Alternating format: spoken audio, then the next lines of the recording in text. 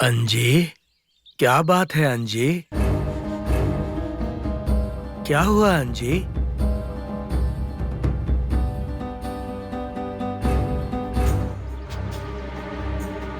अंजी, मुझे कहाँ ले जा रहे हो? अंजी, अंजी, अरे अंजी, अंजी मुझे कहाँ ले जा रहे हो? अंजना बेटी, हाँ बोलो, क्या हुआ बेटी? माँ ने क्या हुआ? मुझे मारा। क्यों?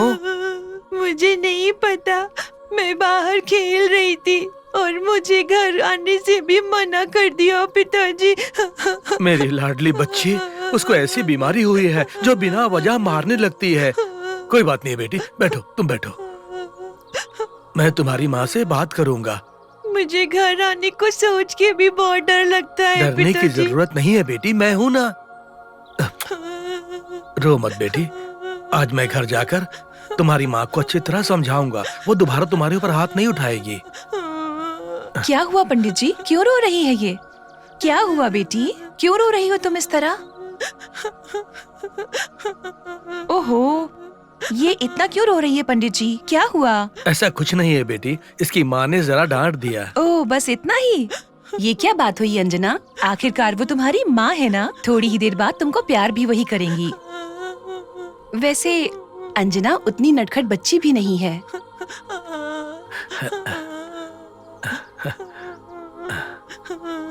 देखो, तुमको ऐसे रोना नहीं, हमेशा हंसना है। हमारी अंजना को हमेशा हंसते रहना है। हंसो, हंस दो ना, हंसो।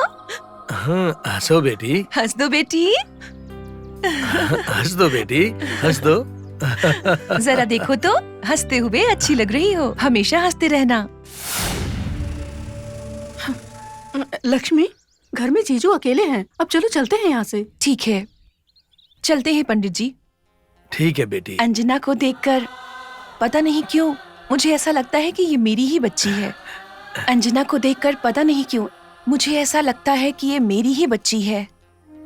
अंजना के लिए इसे रख लीजिए। ठीक है बेटी। चलती हूँ पंडित जी। ठीक है चलती हूँ बेटी। लंकेश, लंकेश, गाड़ी स्टार्ट हाँ। करो।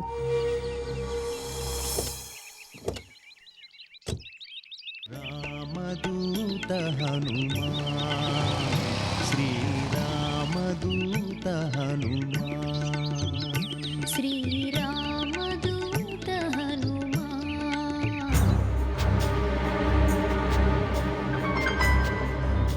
प्रभाकर, बोलना। एक काम करते हैं, हम जनगणना वाले हैं ऐसा बोलकर यहाँ पूछताछ करते हैं। अगर वो बच्ची यहाँ पर है तो हम में से कोई जाकर मंदिर के बारे में रिसर्च करना है ऐसा बोलकर बच्ची को वहीं से उठा के ले जाते हैं। यही सही रहेगा। पहले तुम जाओ। वो किताब दो।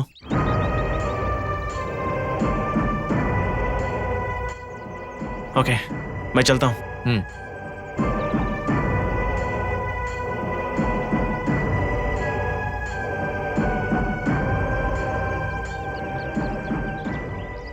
पंडित जी, आप कौन हो बेटा? यहाँ पर कौन कौन लोग रहते हैं ये जानना है।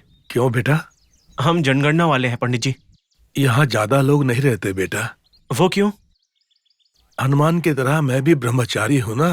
ओह, ऐसा है क्या? ठीक है, मैं चलता हूँ। ठीक है बेटा, चलो। कुछ पता चला क्या? नहीं।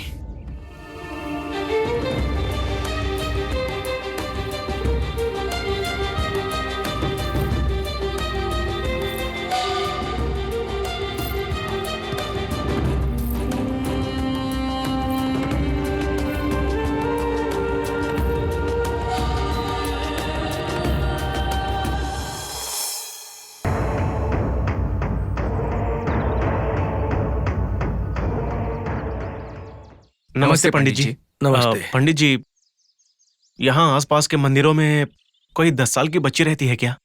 क्यों बेटा? वो क्या है कि गरीबों में समझदार बच्चों की पढ़ाई की सुविधा के लिए सरकार उन लोगों को एक स्कॉलरशिप दे रही है। ये तो बहुत अच्छा कार्य है बेटा। आपके जान पहचान में अगर ऐसे कोई छोटे बच्चे हो तो बताइएगा। छोटे बच्चे? जरा ध्यान से सोचिए, इस मंदिर के आसपास कोई ऐसी बच्ची है क्या? ऐसी बच्ची तो यहाँ बताइए पंडित जी, ऐसे कोई बच्ची है क्या? आप उनकी मदद कर सकते हैं। ध्यान से सोचिए पंडित जी। मेरे हिसाब से तो कोई नहीं है यहाँ। ठीक है, हम चलते हैं। ठीक है बेटा।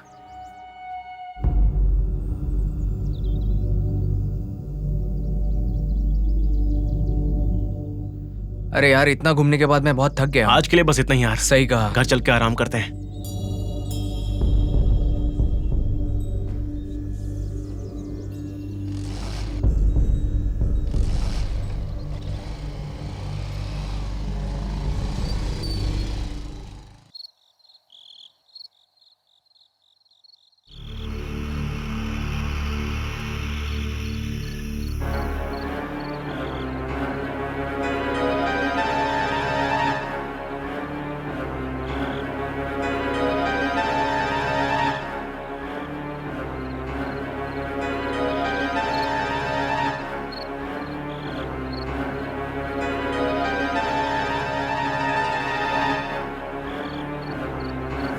मतलब ये आपकी अपनी बेटी नहीं है? नहीं ना। 6 साल पहले कोई पागल सा आदमी इस मनहूस लड़की को मंदिर के बाहर छोड़ गया था।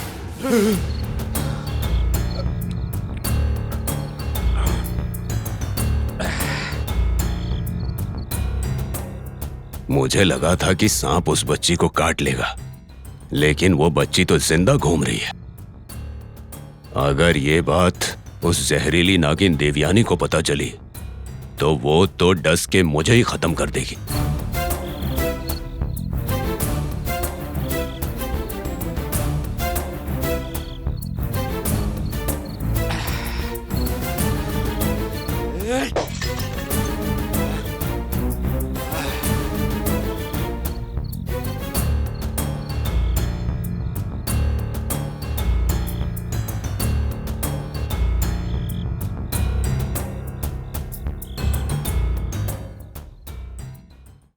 अगर मुझे आजादी से घूमना है तो इस बच्ची की मौत जरूरी है। इस बच्ची के जिंदा रहने की खबर देवयानी तक पहुंचे उससे पहले इस बच्ची को खत्म करना होगा। मारना ही पड़ेगा, मार डालूंगा मैं। हाँ।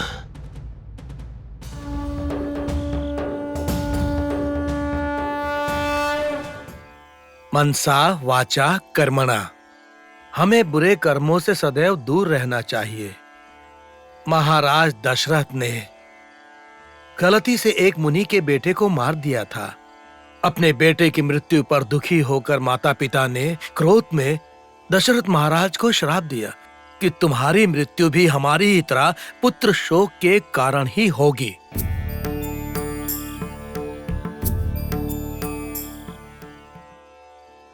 उस पाप के फल के कारण ही दशरथ को कैकेयी की 3 इच्छाओं को पूर्ण करना पड़ा। सीता और राम को वनवास जाना पड़ा।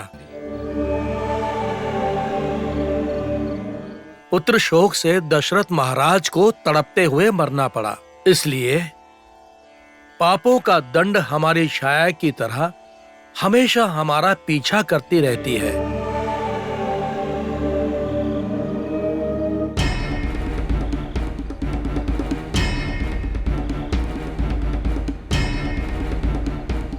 दशरथ के पापों की वजह से राम को 14 वर्ष वन में रहना पड़ा। स्वर्ण के आभूषण पहनकर उन्हें राजमहल में रहना चाहिए था, किंतु साधारण वस्त्र पहनकर उन्हें वन में रहना पड़ा।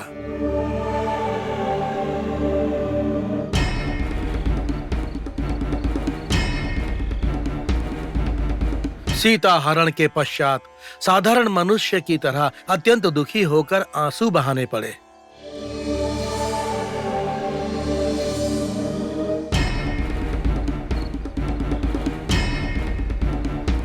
साक्षात भगवान होने के पश्चात भी श्री राम को अपने पिता दशरथ के पापों की सजा भुगतनी पड़ी। इसलिए जितना संभव हो हमें पाप कर्मों से दूर रहना चाहिए। ताकि सिर्फ हम ही नहीं हमारी संतान भी कष्टों से दूर रहे, शांति और सौभाग्य उनके जीवन में आए। आज रामायण की इस कथा से आज की रामायण पूर्ण करता हूँ। श्री आंजनेय।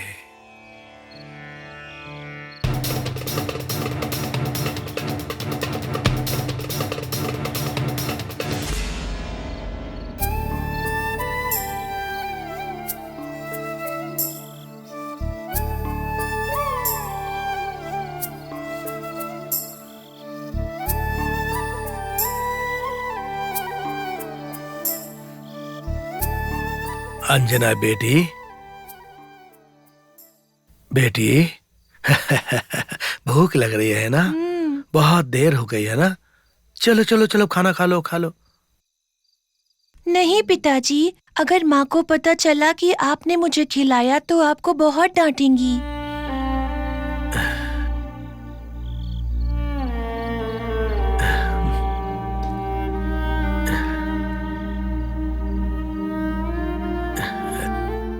तुम्हें अगर खाना खिलाऊंगा तो तुम्हारी माँ मुझे डांटेगी, परंतु तुम्हें खाना नहीं खिलाऊंगा तो भगवान मुझे मारेंगे, है ना? मुंह खोलो बेटी।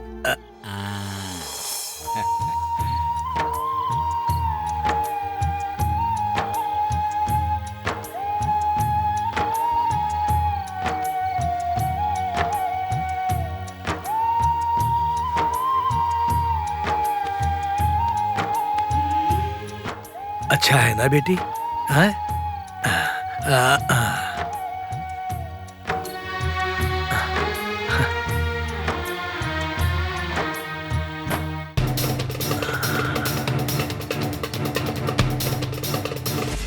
आप मुझे इतना क्यों पसंद करते हैं पिताजी? धरती से प्रकट हुई सीता को महाराज जनक इतना प्यार क्यों करते थे, ये तुम्हें कैसे समझाऊं बेटी? खाओ खाओ, तुम खाओ। बस अब और नहीं खाना।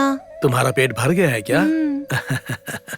पड़ोसियों की नजर से, आसपास लोगों की नजर से, सब लोगों की नजर से मेरी पुत्री को मुक्ति मिल जाए। ओम लो पानी पियो बेटी।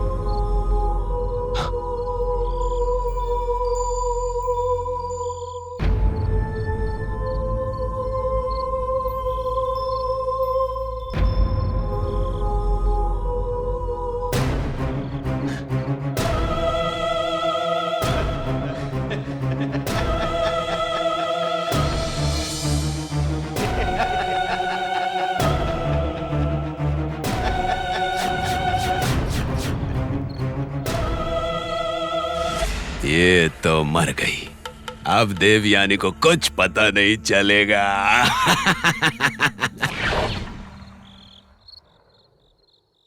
माँ, हाँ? माँ, माँ, माँ, माँ। अरे बाप रे, ये तो अभी जिंदा है। माँ, इसको तो मैं देख लूंगा।